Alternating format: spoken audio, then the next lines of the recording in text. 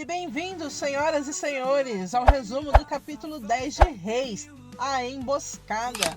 E não deixe para depois, aperte o like, inscreva-se no canal, pega a pipoca e vem comigo, bora pro resumo? O resumo do capítulo começa com os planos de Abias para levar Asa embora, mas o que ele não esperava era que Micael lhe faria uma visitinha surpresa. Abias é surpreendido por uma voz que diz, deixe ele, Abias. Quando ele vê Micael e pergunta quem ele é, Micael diz que vem em nome do Senhor, Criador dos céus e da terra, aquele a quem Abias prometeu que se ele o ajudasse, ele daria seu filho. Micael ainda alerta Abias para parar de seguir o caminho que está tomando, e que se Abias não irá servir ao Deus de seus pais, pelo menos não deve impedir Asa de servi-lo. É quando Asa acorda e Abias já não vê mais o anjo do Senhor. Abias diz ao filho que sentiu muito a falta dele, e Asa, sem rodeios, pede para não levá-lo embora, pois ali ele é feliz.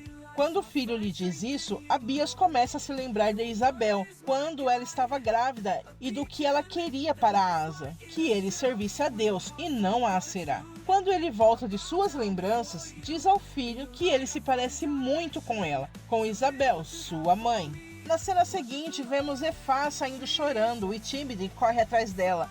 Quando ele pede para ela parar com aquilo, ela não diz nada e o beija. Ele estranha o comportamento dela e então ela pede perdão por tratá-lo tão friamente nos últimos tempos. Ele diz que se ela faz questão de mostrar como está arrependida, que tal mostrar isso indo à sua casa e conhecendo seu quarto? Ela aceita, sem rodeios. Na casa de Jeroboão, Onri entra em seus aposentos e encontra Siloé triste. Ele pede para conversarem, mas ela diz que não. Deita-se e dá boa noite ao marido. Onri insiste, deita-se ao lado dela, diz que sabe que ela não quer ouvi-lo, mas precisa falar. Siloé o interrompe e pede por favor. Não. Ele se aproxima dela e diz que Efá foi um erro. Siloé olha para ele e diz que não, mas que sim, ele foi um erro. No acampamento beduíno, Abias decide não levar Asa, deixando Tafate feliz e promete não contar a Maaca o paradeiro do filho. Ainda no acampamento, enquanto Tafate observa Asa, ela de repente sente falta de Bazemate e pergunta a Beni onde ela está. Então Bazemate aparece cavalgando e gritando por Ábida, que está escondido e tenta não ser visto por ela.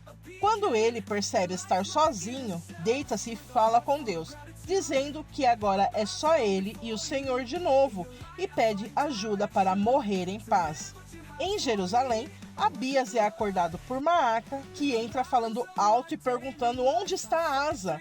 Abias desconversa e diz a ela que teve uma ótima noite de sono também, desejando-lhe bom dia. Maaca, impaciente, pede que o filho pare de brincadeira e pergunta novamente pelo neto. Abias responde que Asa não estava lá, pois de alguma forma no acampamento souberam que eles estavam se aproximando e saíram antes que o rei e os soldados chegassem.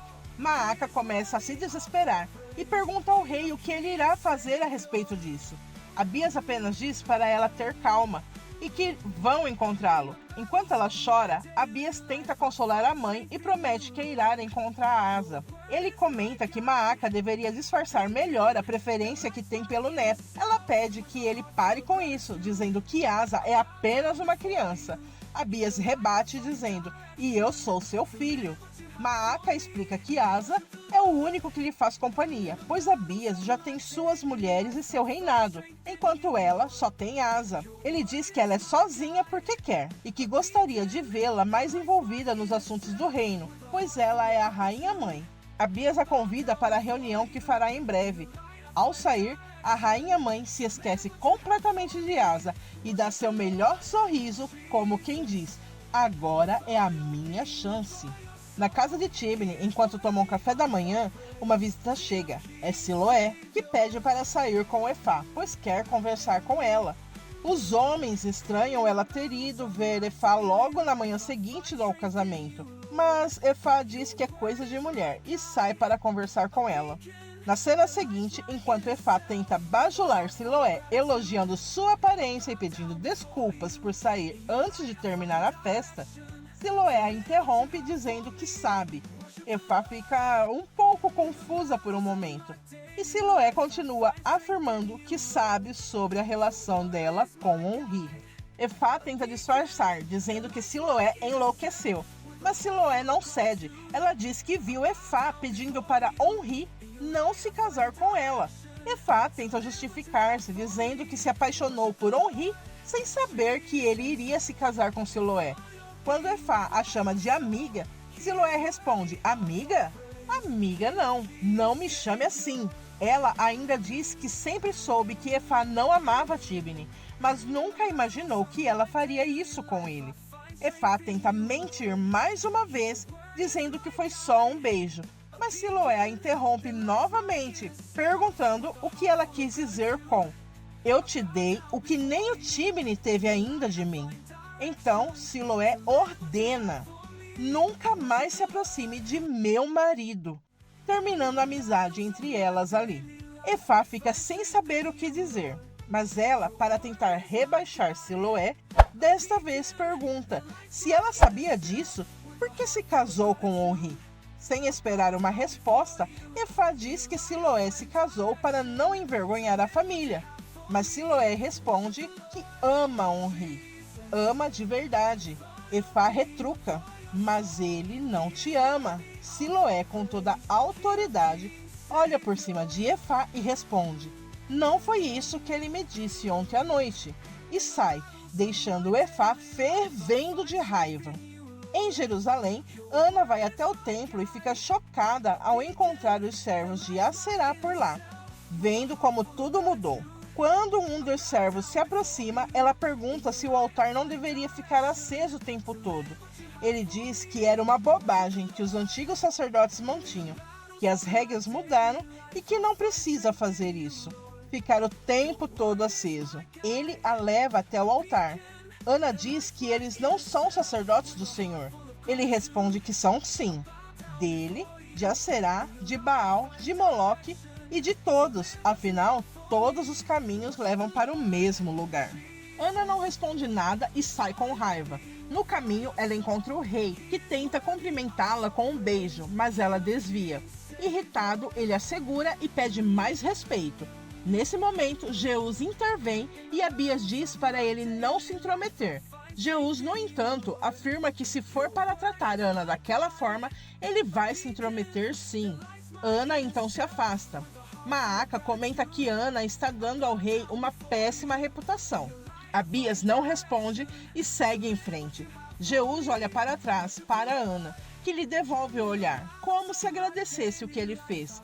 Samarias observa tudo e pergunta ao irmão se ele está interessado em Ana. Jeús responde que ele está louco. É claro que não.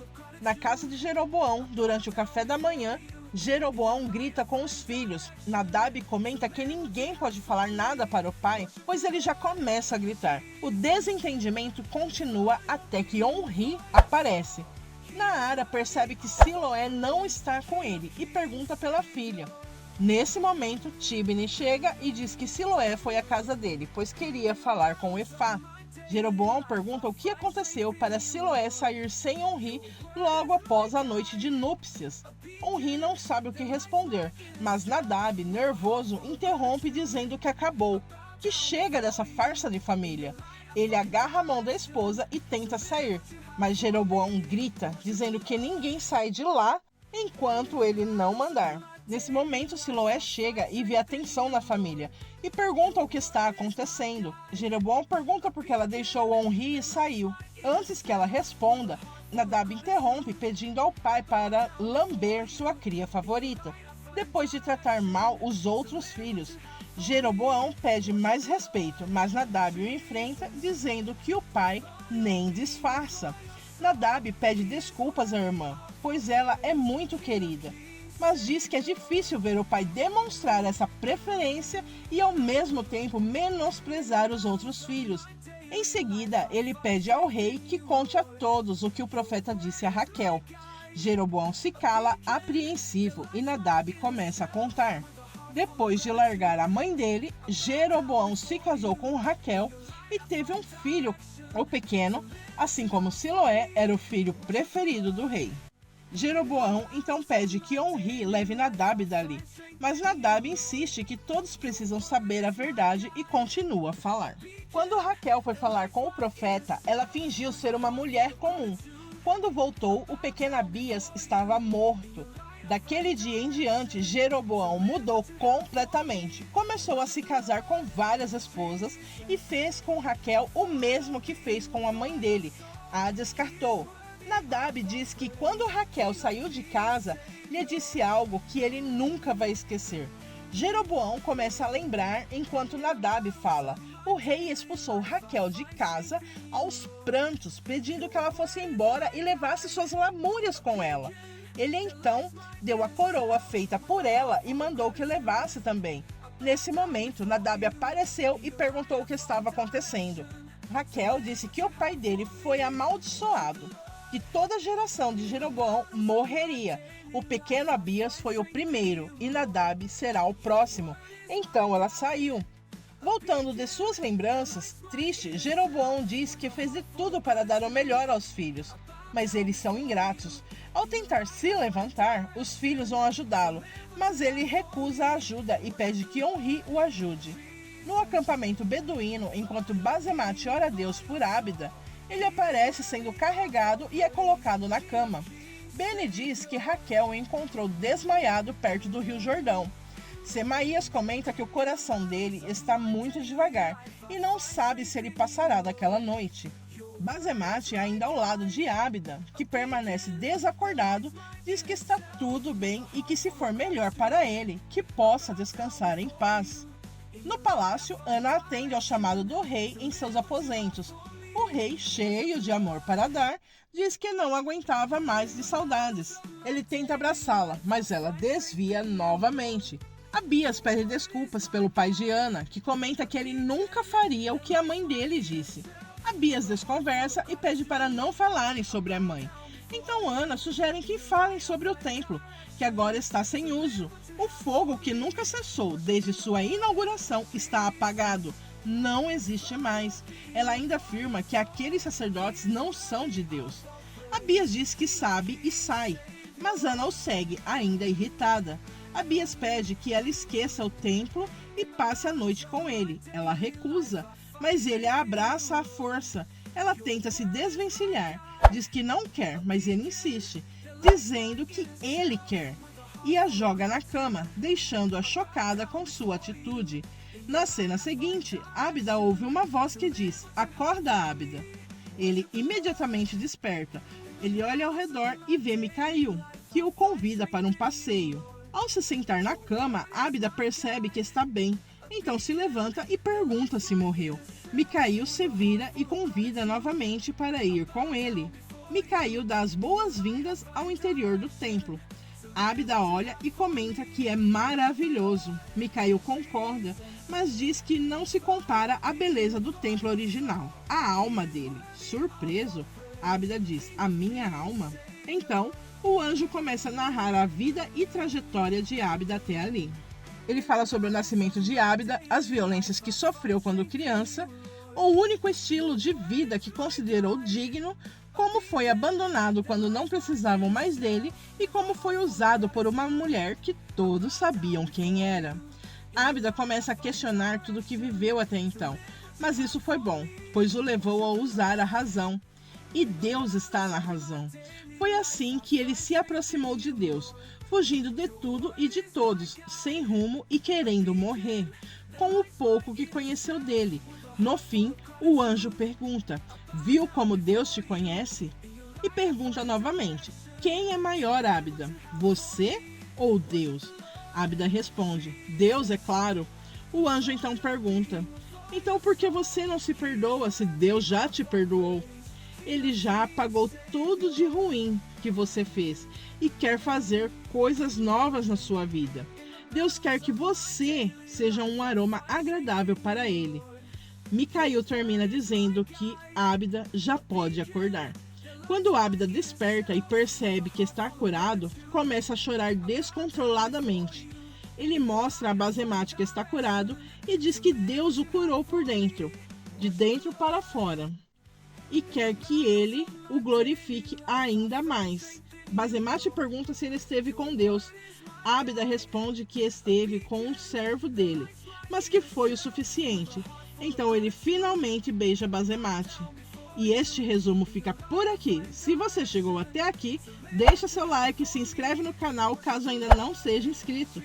Compartilhe para que possamos crescer. Nos ajude para fazer mais e melhor para você. Até a próxima. Tchau!